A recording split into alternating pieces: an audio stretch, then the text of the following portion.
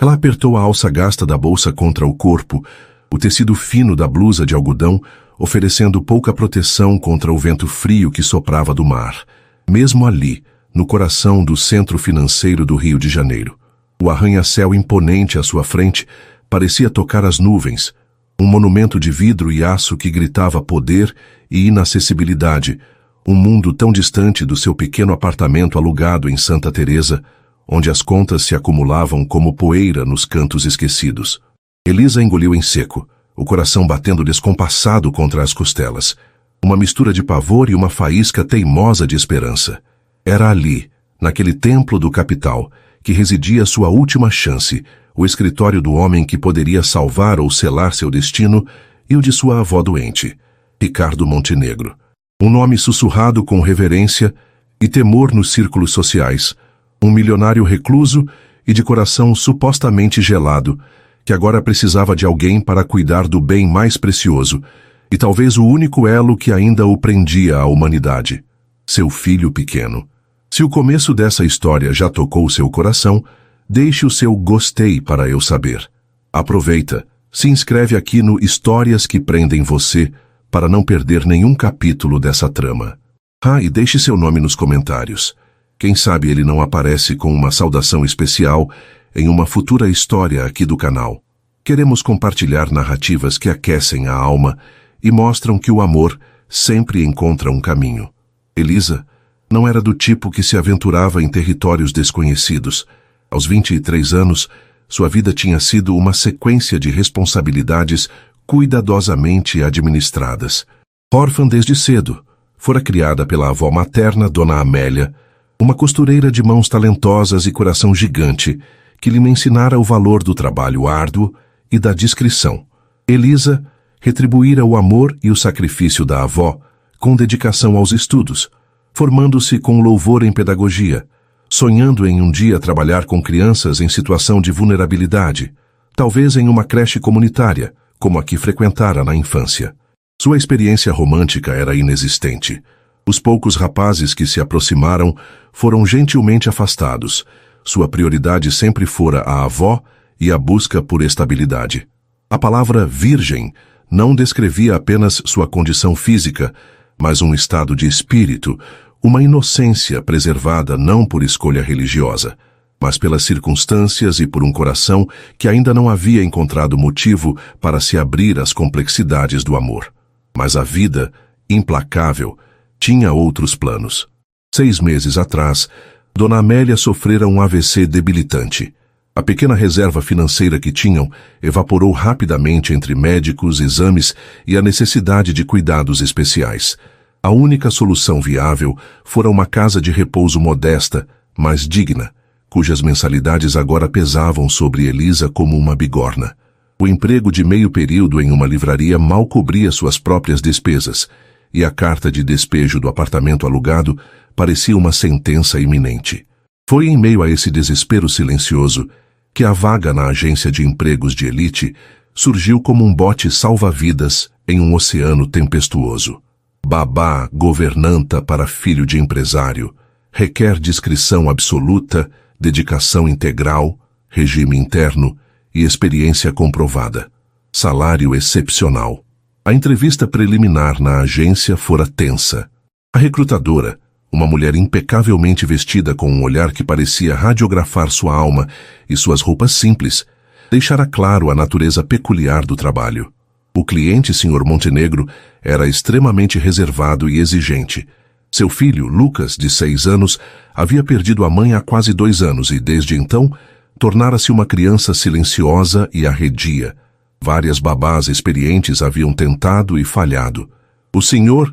Montenegro busca alguém com paciência infinita e, francamente, alguém que não traga complicações. Sua falta de experiência social pode ser vista como uma vantagem neste caso, dissera a recrutadora, a frase soando como um elogio e uma ofensa simultaneamente. Elisa sentiu o rosto corar, mas a imagem da avó sorrindo em sua cadeira de rodas na casa de repouso a impeliu a seguir adiante. E agora estava ali, no átrio monumental da Montenegro Corp, sentindo-se minúscula e inadequada. O mármore polido refletia sua imagem ansiosa. o coque simples nos cabelos castanhos, o vestido discreto que fora o melhor que encontrara em seu guarda-roupa limitado, os sapatos gastos que tentara lustrar naquela manhã. Uma recepcionista com um sorriso profissional mas distante verificou seu nome e a instruiu a seguir para o elevador privativo no final do corredor. O silêncio dentro da cabine era ensurdecedor enquanto subia para o último andar, a cobertura que abrigava o escritório pessoal de Ricardo Montenegro. A porta do elevador abriu-se diretamente em uma antessala luxuosa, mas fria. Móveis de design minimalista, obras de arte abstratas em tons de cinza e azul, e um silêncio pesado que parecia absorver qualquer som. Uma secretária mais velha, de aparência severa e olhar perspicaz, levantou-se de trás de uma mesa de vidro. Senhorita Santos, o senhor. Montenegro a aguarda. Seu nome era Elisa Santos, mas naquele ambiente sentia-se apenas Senhorita Santos, uma peça anônima prestes a ser avaliada. A porta dupla de madeira escura se abriu para um escritório vasto, dominado por uma parede de vidro que oferecia uma vista panorâmica estonteante da Baía de Guanabara e do Pão de Açúcar. Mas a beleza da paisagem era ofuscada pela presença do homem sentado atrás de uma mesa maciça de jacarandá. Ricardo Montenegro era exatamente como as raras fotos publicadas em revistas de negócios o retratavam, e ainda assim mais intimidante. Alto, mesmo sentado, com ombros largos sob um terno cinza escuro perfeitamente cortado. Cabelos negros espessos, com alguns fios prateados nas têmporas que apenas acentuavam sua aura de autoridade. O rosto era anguloso, maxilar definido, lábios finos e cerrados, e os olhos eram de um azul tão escuro e profundo que pareciam absorver a luz, frios e analíticos. Ele não sorriu, não fez menção de se levantar. Apenas a observou com uma intensidade que fez Elisa sentir um arrepio percorrer sua espinha. Senhorita Santos, sua voz era grave, controlada, sem inflexão. Sente-se. O tom era uma ordem, não um convite. Elisa sentou-se na cadeira desconfortavelmente moderna em frente à mesa, as mãos suando dentro da bolsa em seu colo. Ele pegou seu currículo, um documento simples que listava sua formação em pedagogia e a breve experiência na livraria, e o folheou com um ar de enfado. Sua experiência é limitada, ele constatou, o olhar fixo no papel. Mas Elisa sentiu que cada palavra era calculada para testá-la. Nenhuma experiência como babá interna, nenhuma referência de famílias de alto padrão. Sua formação acadêmica é irrelevante para as necessidades práticas do meu filho. Compreendo, senhor. Montenegro, Elisa respondeu a voz surpreendentemente firme, apesar do nervosismo. Mas minha formação me deu ferramentas para entender o desenvolvimento infantil, especialmente em situações de luto e retração. E o que me falta em experiência formal com famílias como a sua, acredito que compenso com paciência e dedicação genuína. Ela hesitou, então acrescentou arriscando. Crianças que sofrem perdas não precisam apenas de supervisão, precisam de conexão e segurança emocional. Talvez seja isso que tem faltado. Pela primeira vez ele levantou os olhos do papel e a encarou diretamente. A intensidade do seu olhar era quase física. Havia uma faísca ali, quase imperceptível, de algo que não era frieza. Talvez surpresa? Ou irritação por sua ousadia. Meu filho não é um estudo de caso, senhorita Santos. Ele é uma criança que precisa de rotina, disciplina e estabilidade. A última coisa que ele precisa é de experimentação pedagógica ou análises emocionais. Não sugiro experimentação, senhor. Sugiro observação atenta e respeito ao ritmo dele. Lucas perdeu a mãe. Ele precisa de tempo e de um ambiente seguro para processar essa dor, não de alguém que tente forçá-lo a superar isso. Ricardo Montenegro recostou-se na cadeira, os dedos longos tamborilando suavemente sobre a madeira escura. O silêncio se estendeu, pesado com a avaliação dele. Elisa prendeu a respiração, esperando a dispensa sumária. A posição exige que more na minha residência, em um quarto anexo à ala infantil. Disponibilidade 24 horas por dia, 7 dias por semana, embora haja folgas programadas que minha governanta, Dona Vera, discutirá com você. Discrição absoluta é inegociável. Nada do que ouvir ou ver dentro da minha casa Pode sair daquelas paredes. Sua vida pessoal. Ele fez uma pausa, o olhar varrendo-a novamente. Deverá ser mantida completamente separada. Não haverá visitas. Não haverá distrações. Seu foco será exclusivamente Lucas. Era uma prisão dourada, Elisa percebeu. Mas a imagem de Dona Amélia precisando de seus remédios, o aviso de despejo, ela não tinha escolha. Compreendo os termos, senhor. Ele mencionou o salário. A quantia era tão alta que Elisa teve certeza de ter ouvido errado. Era mais do que ela sonharia ganhar em anos. O suficiente para pagar a casa de repouso, alugar um lugar melhor quando o contrato atual acabasse, talvez até guardar um pouco. Era a salvação. Há um período de experiência de 1 mês, ele continuou, como se lesse a aceitação silenciosa em seus olhos. Se a qualquer momento eu julgar que não está funcionando, ou se Lucas não se adaptar, o contrato será encerrado imediatamente, com o pagamento proporcional aos dias trabalhados. Ele se inclinou para a frente, a intensidade em seus olhos tornando-se quase ameaçadora. E entenda bem, senhorita Santos, a adaptação de Lucas é o único critério que importa. Sua opinião, seus métodos, seus sentimentos são irrelevantes. Elisa sentiu uma pontada de indignação, mas a engoliu. Precisava daquele dinheiro. Precisava daquela chance. Entendido, Sr. Montenegro. Esteja na minha residência amanhã às 8 da manhã. Dona Vera, a governanta, a receberá e lhe dará as instruções iniciais. Traga apenas o essencial. Tudo o mais será providenciado. Ele desviou o olhar, pegando um documento na mesa, um claro sinal de dispensa. A entrevista havia acabado. Elisa levantou-se, as pernas um pouco trêmulas. Obrigada pela oportunidade, senhor. Ele não respondeu, já imerso no documento. Ao sair do escritório e refazer o caminho pelo corredor silencioso e pelo elevador privativo, Elisa sentiu um turbilhão de emoções. Alívio por ter conseguido o emprego, pavor pela frieza do futuro patrão e pela responsabilidade que assumiria, e uma estranha sensação de estar entrando em um mundo para o qual não estava preparada. Aquele homem, Ricardo Montenegro, era como uma fortaleza de gelo, e seu filho, um pequeno príncipe perdido em algum lugar dentro dela. E ela, Elisa Santos, a babá inexperiente e virgem, era a improvável candidata a encontrar a chave. A proposta fora feita, não em palavras, mas nas entrelinhas daquele contrato pragmático. Cuide do meu filho, devolva-lhe alguma normalidade e sua vida estará resolvida. Ela havia aceitado. Agora, só restava enfrentar as consequências. Enquanto o táxi a levava de volta para a realidade modesta de Santa Teresa, o contraste entre os dois mundos nunca pareceu tão gritante, nem tão assustador. A mansão Montenegro, aninhada em uma rua exclusiva e arborizada da Gávea, era ainda mais imponente vista de perto. Muros altos cobertos por era escondiam a maior parte da propriedade, mas o portão de ferro trabalhado que se abriu silenciosamente para o táxi de Elisa revelou um jardim meticulosamente cuidado e uma fachada em estilo neoclássico que parecia mais um museu do que um lar. O ar era carregado com o perfume de jasmim e o silêncio era quase absoluto, quebrado apenas pelo som dos pneus do carro no caminho de pedras portuguesas. Elisa saiu do táxi carregando sua única mala, sentindo os olhares curiosos de um jardineiro que podava um arbusto com precisão cirúrgica.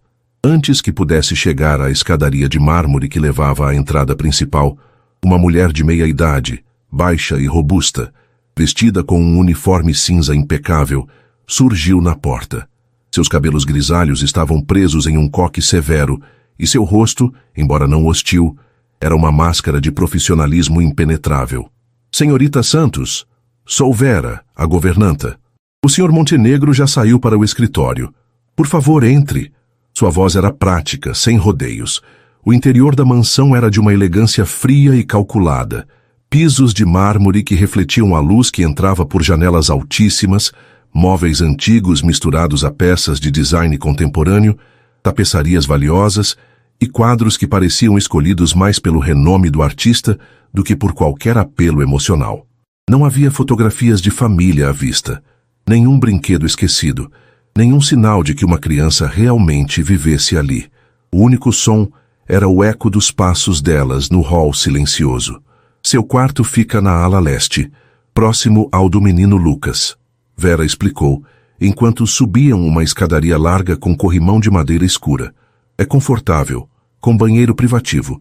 Suas refeições serão feitas na cozinha da equipe, a menos que o Sr. Montenegro solicite sua presença na sala de jantar, o que é raro. Ela parou diante de uma porta de madeira clara. Aqui está. Arrume suas coisas. O menino costuma acordar por volta das 8h30. Ele toma café da manhã no quarto. É seletivo com comida. Prefere torradas sem casca, iogurte natural sem açúcar e suco de laranja espremido na hora. Não gosta de ser apressado pela manhã. O quarto de Elisa era maior e mais luxuoso do que qualquer cômodo que já habitara. Uma cama grande com lençóis brancos imaculados, uma escrivaninha elegante, uma poltrona confortável e uma janela que dava para uma parte tranquila do jardim. O banheiro era revestido de mármore bege e possuía uma variedade de produtos de higiene que Elisa jamais compraria para si. Era impessoal, mas inegavelmente confortável. Uma gaiola dourada, pensou novamente. Lucas está no quarto dele, provavelmente lendo. Vera continuou parada na porta. Ele não fala muito, especialmente com estranhos. Não force a interação. Apenas esteja presente. O Sr. Montenegro deixou instruções claras. Seu trabalho é garantir o bem-estar físico dele, supervisionar suas atividades e tentar estabelecer uma rotina estável. Ele tem aulas particulares online pela manhã e algumas terapias à tarde. Sua função é acompanhá-lo. E quanto a brincar? Ler histórias? Elisa arriscou perguntar. Vera deu um suspiro quase imperceptível. O menino Lucas não brinca como as outras crianças, senhorita Santos. Ele monta estruturas complexas com blocos, lê enciclopédias e observa o jardim pela janela. Tente encontrar o caminho por aí. Mas não espere conversas animadas ou jogos de pega-pega. Com um último olhar avaliador, Vera se retirou, deixando Elisa sozinha com sua mala e a sensação opressora daquela casa silenciosa. Após desfazer rapidamente suas poucas roupas no amplo armário embutido, Elisa respirou fundo e foi até a porta ao lado, onde uma pequena placa de madeira entalhada dizia Lucas. Hesitou por um momento, então bateu suavemente. Nenhuma resposta. Bateu novamente, um pouco mais firme. Silêncio. Gentilmente, girou a maçaneta e abriu a porta uma fresta. O quarto de Lucas era um contraste com o resto da casa. Embora espaçoso e com móveis de qualidade, tinha um ar de refúgio pessoal. Uma parede era coberta por uma estante repleta de livros de todos os tipos, de contos de fadas a volumes grossos sobre dinossauros e o espaço. Outra parede tinha um grande quadro branco com desenhos e o que pareciam ser esquemas complexos. No chão, um tapete macio simulava um mapa do mundo, e no centro de tudo, sentado em uma pequena mesa de madeira, estava Lucas. Ele era pequeno para a idade, com os mesmos cabelos negros e espessos do pai, mas seus olhos, também de um azul escuro, eram grandes e observadores, embora fixos no livro grosso que tinha aberto à sua frente. Ele usava um pijama de algodão azul e parecia completamente absorto em sua leitura, alheio à presença dela. Com licença, Lucas, Elisa disse suavemente, permanecendo na porta. Meu nome é Elisa, sou sua nova cuidadora. A palavra babá pareceu inadequada. Lucas não levantou os olhos do livro. Não houve sequer um tremor em seus ombros pequenos que indicasse que ele a tinha ouvido. Elisa lembrou-se do conselho de Vera. Não forçar. Vim apenas me apresentar. Estarei aqui se precisar de alguma coisa. Ela continuou, a voz calma. Seu café da manhã está pronto? Silêncio. Ele virou uma página do livro com dedos finos e pálidos. Era como falar com uma parede. Uma parede pequena e vulnerável. Elisa corrigiu-se. Tudo bem. Ela murmurou mais para si mesma do que para ele. Vou verificar na cozinha. Volto em um instante. Na cozinha da equipe, espaçosa e moderna, encontrou a bandeja de Lucas preparada exatamente como Vera descrevera. Enquanto a levava de volta, pensou em sua abordagem. Forçar conversa estava fora de questão. Ignorá-lo também não parecia certo. Talvez a chave fosse apenas estar ali, presente, calma, sem expectativas. Quando voltou ao quarto, Lucas ainda estava na mesma posição. Elisa colocou a bandeja silenciosamente sobre a mesinha ao lado dele. Aqui está seu café da manhã, Lucas. Coma quando sentir fome. Ela recuou e sentou-se na poltrona que havia no canto do quarto, pegando um livro que trouxera consigo, um volume sobre psicologia do desenvolvimento infantil. Abriu-o no colo, não para ler, mas para ter algo em que ocupar as mãos, e simplesmente ficou ali em silêncio, observando discretamente o menino. Passaram-se talvez 20 minutos. O sol da manhã entrava pela janela, iluminando as partículas de poeira que dançavam no ar. O único som era o virar ocasional das páginas do livro de Lucas.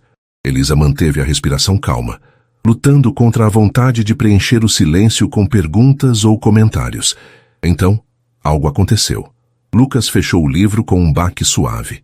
Ele não olhou para Elisa, mas seus olhos varreram a bandeja do café da manhã.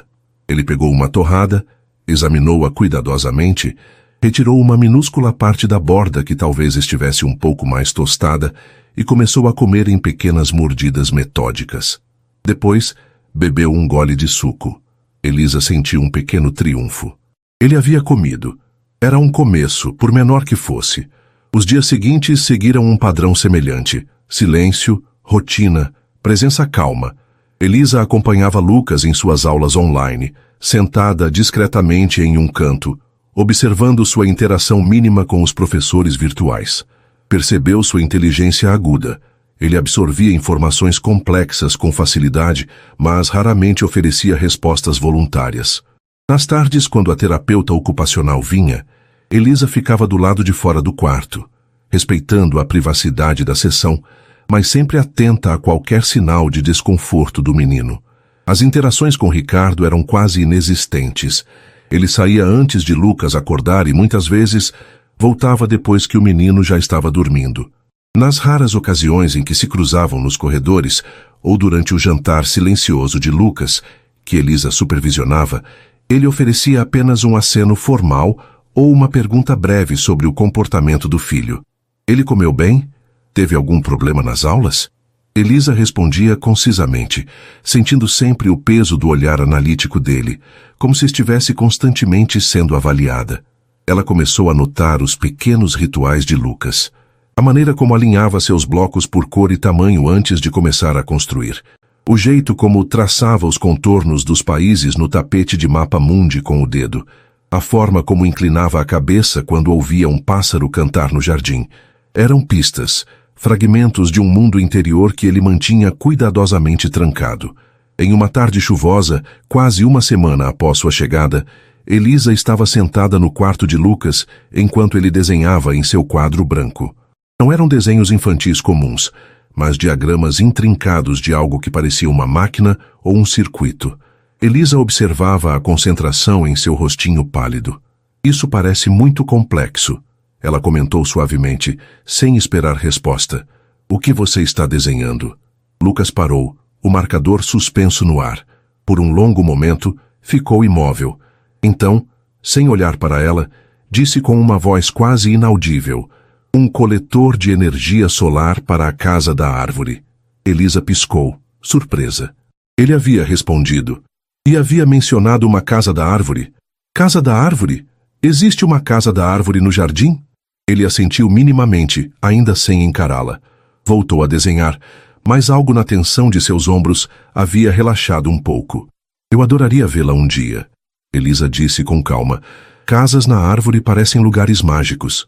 Ele não respondeu, mas continuou a desenhar seu coletor solar com uma intensidade renovada. Naquela noite, enquanto ajudava Lucas a se preparar para dormir, algo mais aconteceu.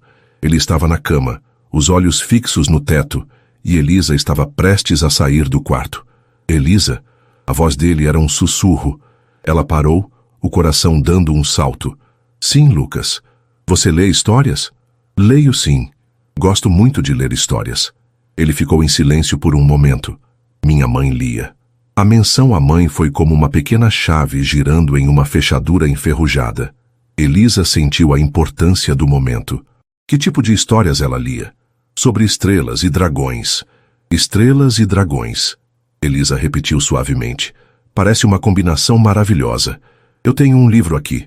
Não é sobre dragões, mas tem muitas estrelas. Quer que eu leia um pouco? Lucas considerou, os olhos ainda no teto. Então ele assentiu. Um movimento quase imperceptível no travesseiro. Elisa sentou-se na beirada da cama, mantendo uma distância respeitosa, e abriu o livro de contos que trouxera. Era uma coletânea de mitos de diferentes culturas. Encontrou uma história sobre como as constelações foram formadas e começou a ler, a voz baixa e calma no quarto silencioso. Ela leu por talvez 15 minutos. Quando parou, percebeu que Lucas havia virado a cabeça e a observava. Seus grandes olhos azuis estavam fixos nela, não mais vazios ou distantes, mas cheios de uma curiosidade atenta. Obrigado, ele sussurrou quando ela fechou o livro. De nada, Lucas. Boa noite. Naquela noite, Elisa sentiu que algo fundamental havia mudado. Não era uma transformação drástica, mas uma pequena fenda na muralha de silêncio de Lucas. E, estranhamente, sentiu também uma pequena fenda em sua própria reserva. Aquele menino solitário, com sua inteligência peculiar e sua dor silenciosa, estava começando a tocar seu coração de uma forma que ela não esperava. E no fundo de sua mente, uma pergunta incômoda surgiu. O que o pai daquele menino, o frio e distante Ricardo Montenegro, pensaria daquela conexão que começava a se formar? Ele a contratara para trazer estabilidade, não para criar laços emocionais. Mas como poderia cuidar de uma criança ferida sem oferecer um pedaço do próprio coração? Era um risco que ela estava começando a correr, sem saber se o preço seria a salvação que buscava ou uma nova forma de desapontamento. As semanas seguintes trouxeram uma mudança sutil, mas palpável, na atmosfera da ala infantil da mansão Montenegro. O silêncio, antes absoluto, era agora pontuado pela voz baixa de Elisa, lendo histórias, pelos comentários ocasionais de Lucas sobre seus livros ou desenhos, e até mesmo por um raro e breve som que poderia ser confundido com uma risada contida vindo do menino, geralmente em resposta a alguma observação inesperadamente espirituosa de Elisa sobre um personagem de livro ou um diagrama científico. A conexão entre Elisa e Lucas se aprofundava dia após dia, construída sobre a base da paciência, do respeito mútuo e de interesses compartilhados. Elisa descobriu que Lucas possuía uma curiosidade insaciável pelo funcionamento do mundo, desde a física quântica, que ele estudava em livros universitários que ela mal compreendia, até a biologia dos insetos que observava no jardim. Ela não tentava ensinar o que ele já sabia, mas aprendia com ele fazendo perguntas genuínas, maravilhando-se com sua capacidade de explicar conceitos complexos com uma clareza desconcertante. Ele a levou para ver a casa na árvore, uma estrutura antiga e um pouco decadente nos fundos do vasto jardim, escondida por um carvalho imenso. Meu avô construiu para minha mãe, ele explicou, tocando a madeira gasta com uma reverência silenciosa. Tornou-se o refúgio deles, nas tardes ensolaradas. Enquanto Lucas desenhava seus diagramas ou observava formigas com uma lupa, Elisa lia em voz alta, ou simplesmente ficava em silêncio ao lado dele, sua presença calma parecendo oferecer a segurança que ele tanto necessitava. Essa transformação não passou despercebida. Vera, a governanta, embora mantivesse sua postura profissional, ocasionalmente dirigia a Elisa um olhar que continha um vislumbre de aprovação, especialmente quando ouvia Lucas fazer uma pergunta direta a Elisa ou quando o via comer um pedaço de fruta que antes recusaria veementemente. O menino parece mais o presente, Vera comentou uma vez, quase a contragosto, enquanto Elisa ajudava na cozinha. Mas a mudança mais significativa, e talvez a mais desconcertante para Elisa, vinha de Ricardo Montenegro. Coincidência ou não, ele começou a chegar em casa um pouco mais cedo em alguns dias. Em vez de ir direto para o escritório, às vezes passava pela sala de estar onde Elisa e Lucas poderiam estar lendo ou montando um quebra-cabeça complexo no chão. Ele não interrompia, apenas observava da porta por alguns instantes, o olhar indecifrável fixo na interação entre ela e seu filho. Uma noite, Elisa estava ajudando Lucas com um modelo do sistema solar que ele estava construindo, uma versão muito mais precisa e detalhada do que qualquer kit comprado em loja. Estavam sentados no chão do quarto de Lucas, rodeados por pequenas esferas pintadas, arames e ferramentas delicadas. Lucas explicava a inclinação axial de Urano com uma seriedade professoral quando Ricardo apareceu na porta. Interessante, ele comentou, a voz mais suave do que o habitual. Lucas sobressaltou-se ligeiramente, a presença do pai ainda o intimidando um pouco. Elisa sentiu seu próprio pulso acelerar. Estamos construindo o sistema solar, ela explicou, tentando manter a voz neutra. Lucas está me ensinando sobre as peculiaridades de cada planeta. Ricardo entrou no quarto, algo que raramente fazia, e agachou-se para observar o modelo mais de perto. Seus olhos encontraram os de Lucas. Urano gira de lado, não é? Lucas assentiu, os olhos arregalados pela surpresa de o pai saber daquilo. Inclinação de 98 graus, provavelmente por causa de uma colisão antiga. Sua mãe adorava a astronomia, Ricardo disse, a voz baixa, quase um murmúrio. Ele olhou para Elisa e, por um instante, a frieza em seus olhos desapareceu, substituída por uma sombra de dor antiga e algo mais... reconhecimento. Ela costumava levar Lucas para ver as estrelas. O momento íntimo foi quebrado pelo próprio Ricardo, que se levantou abruptamente. Continuem o bom trabalho. E saiu tão rapidamente quanto entrou, deixando um rastro de tensão e perguntas não ditas no ar. Elisa sentiu o rosto quente. A menção à falecida esposa. O olhar que ele lhe dirigira era perturbador. Ela tentou afastar os pensamentos, concentrando-se em Lucas, mas a imagem de Ricardo agachado ao lado deles, o vislumbre de vulnerabilidade em seu rosto, permaneceu em sua mente. Ele era um enigma, um homem envolto em camadas de gelo, mas que ocasionalmente revelava um fogo escondido por baixo. A dinâmica entre eles começou a mudar. As conversas necessárias sobre Lucas tornaram-se um pouco mais longas. Ricardo começou a perguntar, não apenas sobre a rotina, mas sobre os interesses do filho, sobre o que ele estava lendo, sobre os projetos que desenhava. Ele ouvia atentamente as respostas de Elisa, o olhar fixo nela, como se tentasse decifrar não apenas o filho, mas também a mulher que parecia entendê-lo tão bem. Uma tarde, Lucas teve uma pequena crise de ansiedade antes de uma sessão de terapia online. Ele se recusava a ligar o computador, encolhido na poltrona, balançando para frente e para trás. Elisa tentou acalmá-lo com técnicas de respiração, mas ele parecia inconsolável. No auge da crise, Ricardo chegou em casa inesperadamente.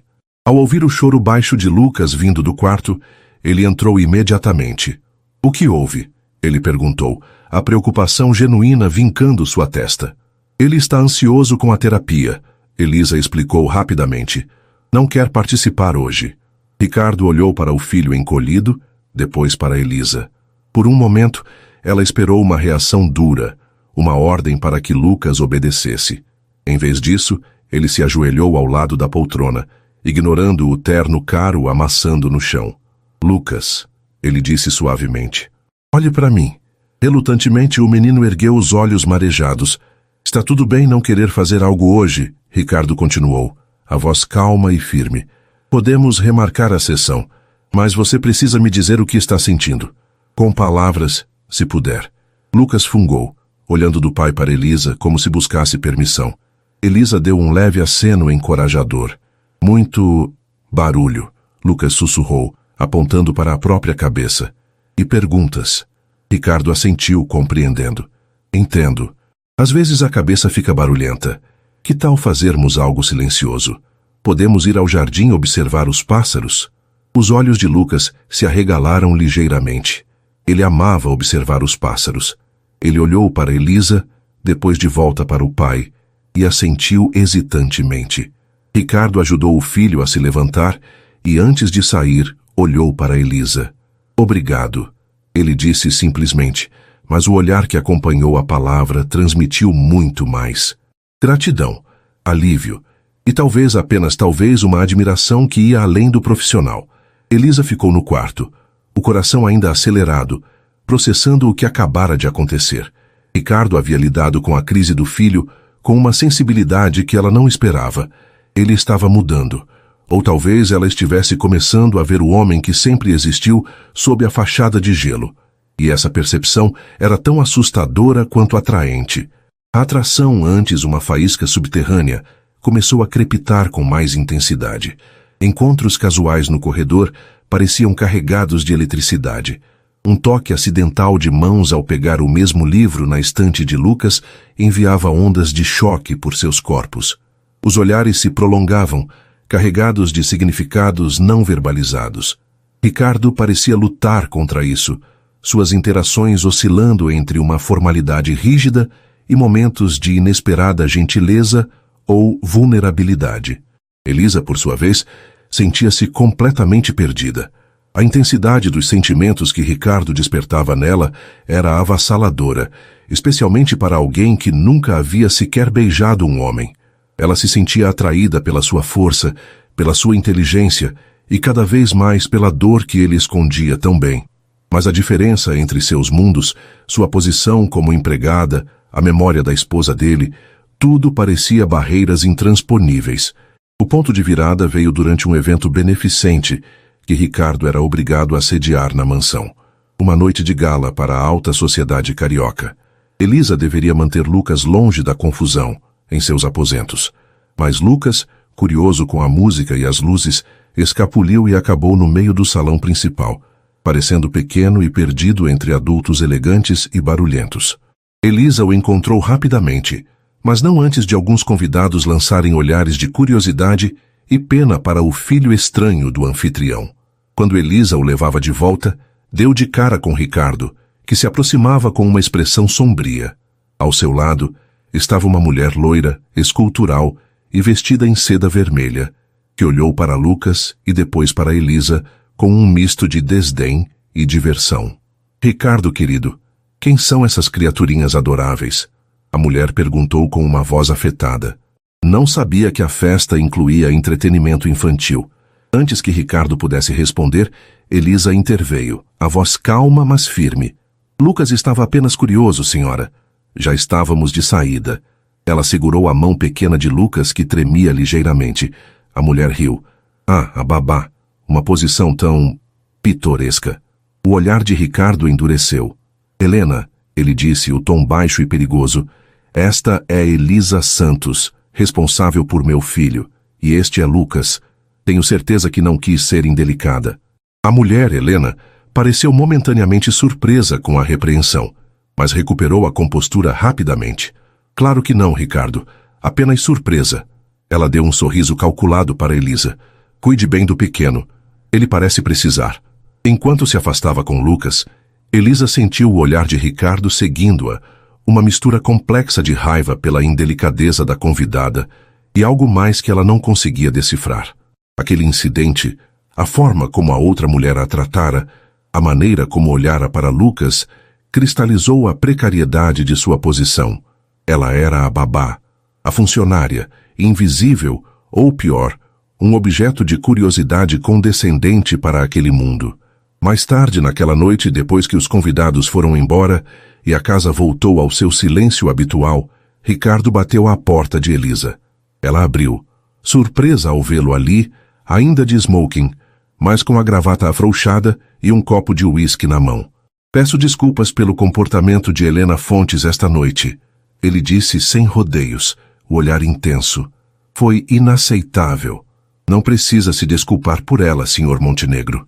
Elisa respondeu, abraçando os próprios braços. Preciso, ele insistiu, dando um passo para dentro do quarto, diminuindo a distância entre eles. O cheiro de uísque e de uma colônia masculina cara a envolveu.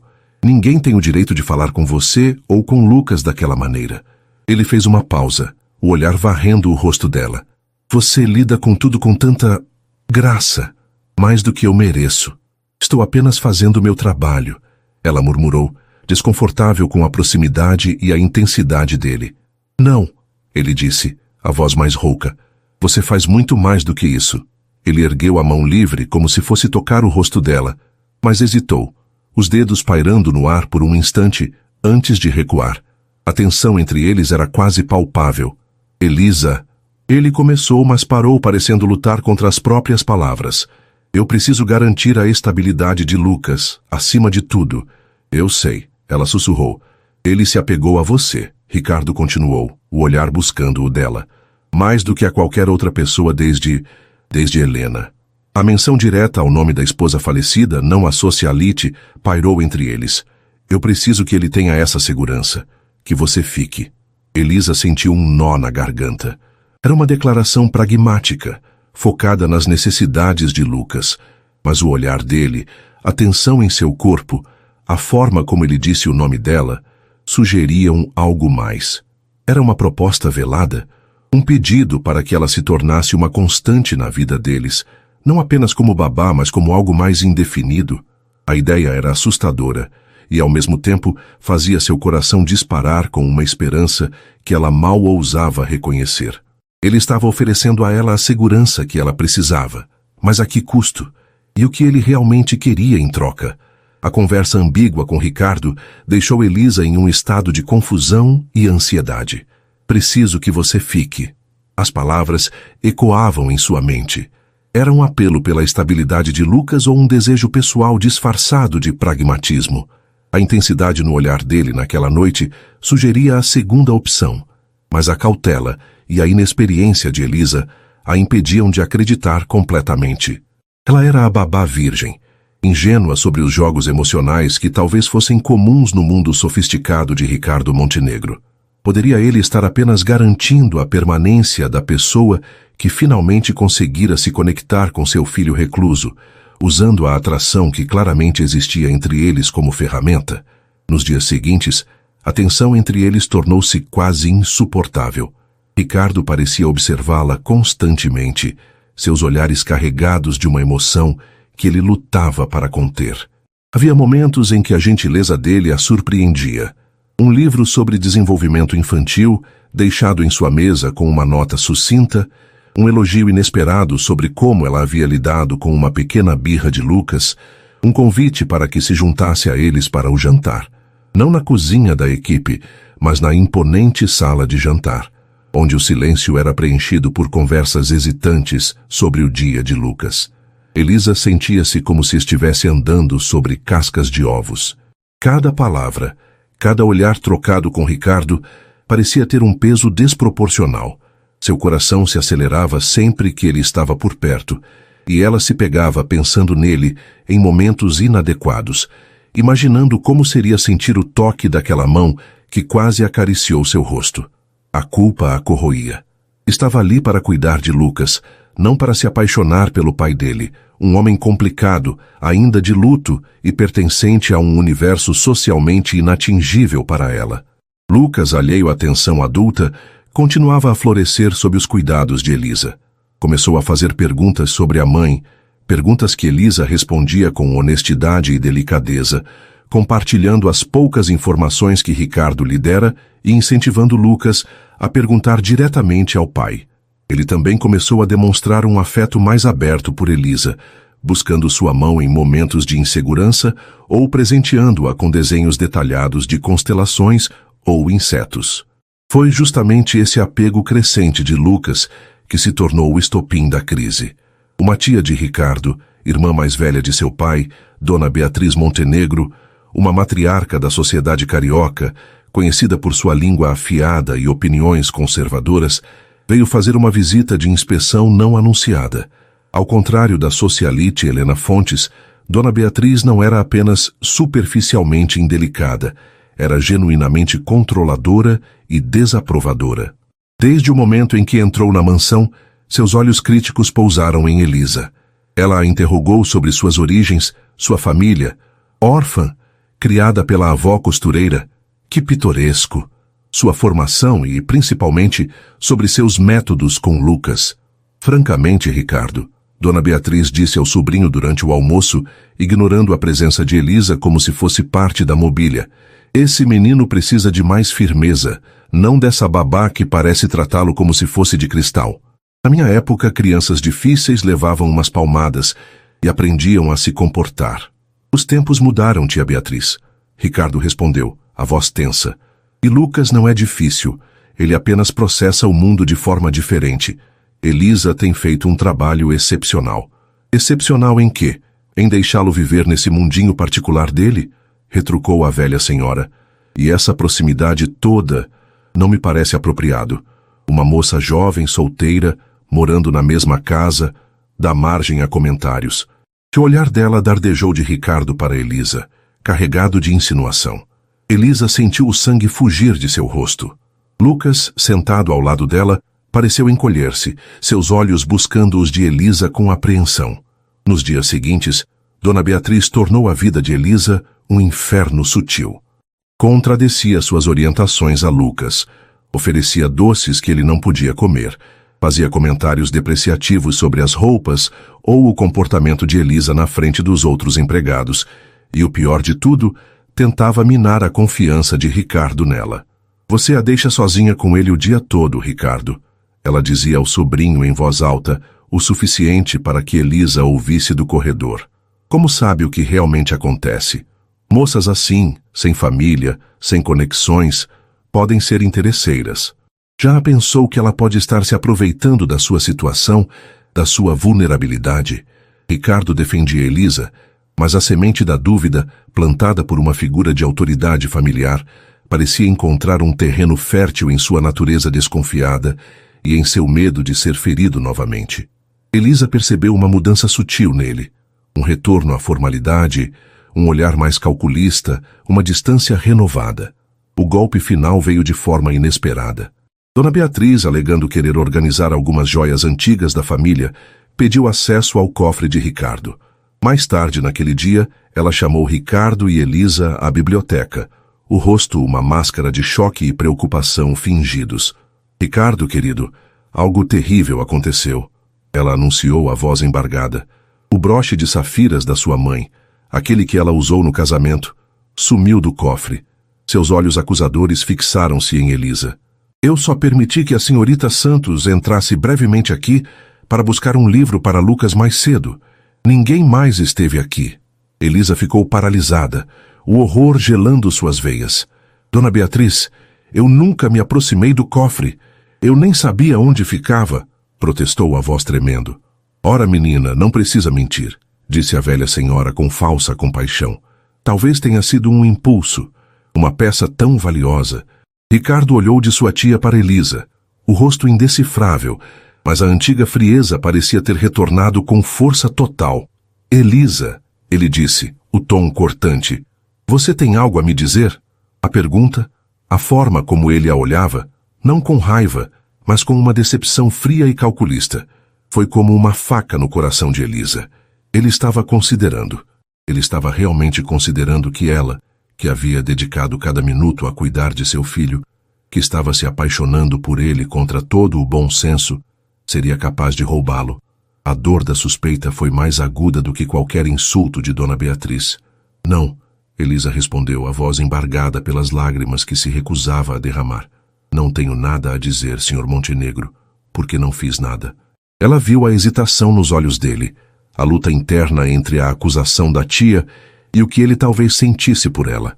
Mas essa hesitação era tudo o que ela precisava ver. A confiança, frágil como vidro, havia se estilhaçado. Se me dá licença, ela disse, a voz recuperando uma dignidade frágil. Vou arrumar minhas coisas. Elisa, espere. Ricardo começou, mas ela já estava se virando. Não há nada a esperar. Está claro que não confia em mim. E não posso ficar onde não confiam em mim. Lucas merece melhor. Todos nós merecemos. Ela subiu as escadas correndo, as lágrimas finalmente escapando, não pela acusação injusta, mas pela traição da confiança daquele homem que, apesar de tudo, havia se infiltrado em seu coração. Enquanto jogava suas poucas roupas de volta na mala, ouviu uma batida na porta. Era Lucas, os olhos arregalados de pânico. Você vai embora? Elisa se ajoelhou, abraçando o menino com força. Oh, Lucas, eu preciso ir. É por causa do broche. A vovó Bia está mentindo, eu vi ela mexendo nas suas coisas ontem. Ele exclamou, a voz cheia de indignação infantil. Elisa o segurou pelos ombros. Lucas, você viu isso mesmo? Vi. Ela entrou no seu quarto quando você estava no jardim comigo. Achei que ela estava só curiosa. Uma nova onda de dor e raiva atingiu Elisa. Dona Beatriz não apenas a acusara, mas havia plantado a joia. Mas seria que Ricardo acreditaria no filho contra a tia? Nesse momento, Ricardo apareceu na porta, o rosto pálido. Ele tinha ouvido a declaração de Lucas. Ele olhou para o filho, depois para Elisa, e a realização pareceu atingi-lo com força física. Tia Beatriz! Ele rugiu, virando-se e descendo as escadas como um furacão. Elisa ouviu vozes alteradas vindo da biblioteca. A fúria contida de Ricardo, as negações estridentes de Dona Beatriz e, finalmente, a ordem para que ela deixasse a casa imediatamente. Quando Ricardo voltou ao quarto de Elisa, parecia exausto e arrasado. Ela confessou, ele disse, a voz rouca. Disse que fez isso para proteger a família de uma aventureira. Elisa, eu sinto muito. Eu duvidei de você. Elisa fechou a mala. A confissão de Dona Beatriz, o pedido de desculpas de Ricardo, nada disso importava mais. O dano estava feito. A dúvida dele havia quebrado algo fundamental.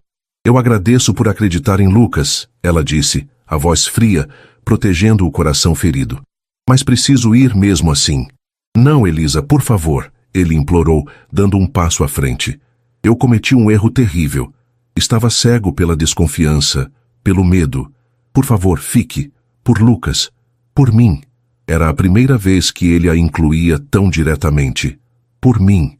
Mas era tarde demais. A dor era muito recente. A ferida muito profunda. Não posso, ela sussurrou. Adeus, Ricardo. Cuide bem do Lucas. Ela pegou a mala e passou por ele, evitando seu olhar.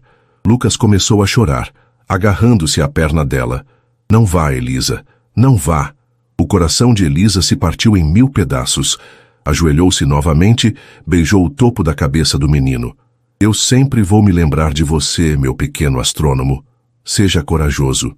Entregou-o nos braços do pai, que parecia petrificado pela dor e pelo remorso, e saiu daquele quarto, daquela mansão, daquela vida que quase fora sua, deixando para trás um menino em lágrimas e um homem cujo coração de gelo finalmente se partira, talvez tarde demais. Enquanto o táxi se afastava, Elisa olhou para trás. A luz acesa na janela do quarto de Lucas era como uma estrela solitária na imensidão escura da mansão. Ela havia aceitado a proposta inicial, cuidar do filho dele. Mas a proposta silenciosa que havia crescido entre eles, a de construir algo juntos, havia sido destruída pela desconfiança. E agora ela estava novamente sozinha, com o coração mais pesado e a conta bancária um pouco mais cheia, mas sem saber se a segurança financeira valia o preço daquela dor. O retorno à vida antiga foi mais difícil do que Elisa imaginara. O dinheiro que Ricardo insistiu em depositar em sua conta, uma quantia generosa, que ia muito além do pagamento devido, quase como uma tentativa de compensar o erro, resolveu seus problemas financeiros imediatos. Ela pagou todas as dívidas da casa de repouso de Dona Amélia, garantiu o aluguel de seu pequeno apartamento por mais 1 ano e até comprou algumas roupas novas e livros que sempre quis. Mas a segurança material não preencheu o vazio deixado pela ausência de Lucas e, para sua própria surpresa e consternação, pela ausência de Ricardo. Os dias se arrastavam em uma monotonia cinzenta. Ela tentou procurar emprego em escolas e creches, mas seu coração não estava naquilo. As lembranças da mansão, das conversas silenciosas com Lucas sob as estrelas improvisadas no teto do quarto dele, dos olhares intensos de Ricardo que prometiam mundos desconhecidos, assombravam seus pensamentos. Ela sentia falta do riso raro de Lucas, da forma como ele inclinava a cabeça ao explicar algo complexo, e até mesmo da presença intimidante, mas cada vez mais vulnerável de Ricardo. Percebeu, com uma clareza dolorosa, que havia se apaixonado não apenas pelo menino, mas também pelo pai, e a dor da separação era amplificada pela forma como tudo terminara, na desconfiança e na mágoa. Sua avó, em um raro dia de lucidez, percebeu sua melancolia. Você tem o coração partido, minha neta. Dona Amélia disse, segurando sua mão com força surpreendente. Não é só saudade do trabalho, é? Elisa tentou negar, mas os olhos sábios da avó viram através dela. Às vezes, o orgulho ferido nos impede de ver o caminho de volta, Elisa. Mas o amor verdadeiro... esse encontra uma maneira. As palavras da avó a fizeram refletir. Teria sido orgulho o que a impedira de aceitar o pedido de desculpas de Ricardo? Ou fora a dor genuína da traição da confiança? Ela não sabia ao certo. Só sabia que a vida sem eles parecia incompleta. Cerca de 1 mês após sua partida, Elisa recebeu um telefonema inesperado. Era Vera, a governanta. Sua voz, normalmente tão contida, soava hesitante. Senhorita Santos. Elisa. Desculpe incomodar, sei que não deveria, mas... O que houve, Vera? Aconteceu alguma coisa com o Lucas? E Elisa perguntou, o coração disparado. Não, ele está bem fisicamente. Mas ele não está bem, Elisa. Desde que você saiu, ele voltou a se fechar. Mal come, mal fala. Passa horas olhando pela janela. O Sr. Montenegro está desesperado. Trouxe outros especialistas, terapeutas. Nada adianta. Lucas só pergunta por você. Vera fez uma pausa, a voz embargada. Sei que não tenho o direito de pedir, mas... Será que você poderia... Talvez apenas visitá-lo? Uma vez? Elisa sentiu um nó na garganta. A imagem de Lucas sofrendo por sua causa era insuportável. Eu não sei, Vera. O Sr. Montenegro... Ele não sabe que estou ligando, Vera admitiu. Mas eu o vejo sofrer tanto quanto o menino. Ele não dorme, mal come. Parece uma sombra de si mesmo. Elisa, aquela casa precisa de você. Os dois precisam. O apelo de Vera a deixou abalada. Passou a noite em claro, lutando contra o orgulho, o medo de se machucar novamente e o desejo avassalador de ver Lucas, de garantir que ele ficasse bem. As palavras da avó ecoavam. O amor verdadeiro encontra uma maneira. Seria essa a maneira? Deixar o orgulho de lado e voltar não por Ricardo, mas por Lucas. No dia seguinte tomou uma decisão. Ligou para Vera e disse que iria. Não para ficar, apenas para visitar Lucas, para tentar ajudá-lo a entender. A volta à mansão foi surreal. O mesmo portão, o mesmo jardim, a mesma fachada imponente. Mas algo estava diferente. Havia um ar de melancolia pairando sobre o lugar. Vera a recebeu com um abraço rápido e olhos marejados. Obrigada, minha filha. Ele está no quarto. Elisa subiu as escadas familiares, o coração batendo forte. Bateu à porta de Lucas. Silêncio. Abriu a porta devagar. Lucas estava sentado na janela, olhando para o jardim, as costas curvadas em uma postura de desalento. Lucas? Ela chamou suavemente. Ele se virou lentamente. Ao vê-la, seus olhos se arregalaram, e uma expressão de pura incredulidade e esperança iluminou seu rostinho pálido. Ele não disse nada, apenas correu em direção a ela e a abraçou com força, enterrando o rosto em sua cintura. Elisa o abraçou de volta, as lágrimas escorrendo livremente por seu rosto enquanto acariciava seus cabelos macios. Você voltou. Ele soluçou contra o tecido da blusa dela. Você voltou mesmo. Eu senti tanto a sua falta, meu pequeno astrônomo. Ela sussurrou, a voz embargada. Ficaram abraçados por um longo tempo. Quando finalmente se afastaram, Elisa viu que Ricardo estava parado na porta, observando a cena. Seu rosto estava mais magro, os olhos fundos com olheiras, a expressão uma mistura de dor, remorso e uma esperança quase insuportável. Ele não disse nada, apenas observou enquanto Elisa se sentava com Lucas e começava a conversar com ele suavemente. Elisa passou a tarde com Lucas, conversando, lendo, apenas estando presente. Explicou que precisara ir embora, mas que nunca o esquecera. Lucas ouviu atentamente, fazendo perguntas ocasionais, a antiga centelha de curiosidade retornando aos seus olhos. Ricardo permaneceu à distância, observando sem interferir, mas sua presença era uma constante silenciosa. No final da tarde, quando Elisa se preparava para ir embora, Lucas segurou sua mão com força. Você vai voltar amanhã? Elisa olhou para Ricardo, que se aproximou. Elisa, ele disse a voz rouca. Eu entendo se não puder perdoar minha dúvida, mas veja o que sua presença faz por ele. Eu preciso de você aqui. Nós precisamos. Ele fez uma pausa, o olhar buscando o dela com uma vulnerabilidade que ela nunca vira antes. Não estou pedindo que volte como babá. Aquela proposta inicial era inadequada. Estou pedindo que considere ficar como parte desta família, como minha parceira. Elisa prendeu a respiração. Era aquilo? Uma proposta de verdade não por conveniência, mas por sentimento. Eu não sei se posso confiar em você, Ricardo, ela disse honestamente, embora seu coração estivesse gritando para que dissesse sim. Eu sei, ele respondeu. Não peço que confie cegamente. Peço uma chance para reconquistar sua confiança, dia após dia. Deixe-me mostrar que o homem que duvidou de você não é o homem que quero ser. Não é o homem que você me inspira a ser. Ele olhou para Lucas, depois de volta para ela. Eu amo meu filho mais que tudo, mas percebi em sua ausência que meu coração tem espaço para mais alguém, que ele precisa de mais alguém. Precisa de você, Elisa. Lucas olhava de um para outro, os olhos grandes e atentos. Eu calculei, ele disse de repente com sua seriedade habitual. A probabilidade de felicidade aumenta 92,7% se a Elisa ficar. Apesar da tensão, Elisa e Ricardo não conseguiram evitar um pequeno sorriso diante da intervenção científica de Lucas. Elisa olhou para o rosto ansioso de Lucas, depois para o olhar suplicante de Ricardo. Lembrou-se das palavras da avó. O amor verdadeiro encontra uma maneira. Talvez a maneira fosse arriscar, deixar o orgulho ferido de lado e dar uma segunda chance, não apenas a ele, mas a si mesma, a possibilidade de um futuro que ela jamais imaginara. Tudo bem, Ricardo, ela disse finalmente, a voz ainda trêmula, mas firme. Eu fico. Vamos tentar. Um dia de cada vez. O alívio que inundou o rosto de Ricardo foi tão intenso que quase o transfigurou. Ele deu um passo à frente e, hesitando apenas por um instante, segurou a mão dela. Não foi um toque possessivo, mas um gesto de parceria, de promessa silenciosa.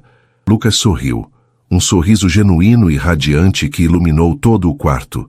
Naquele momento, sob o olhar atento de um menino gênio e com a mão segura pela do homem que partira seu coração e agora o oferecia de volta, remendado e mais forte, Elisa sentiu que estava exatamente onde deveria estar.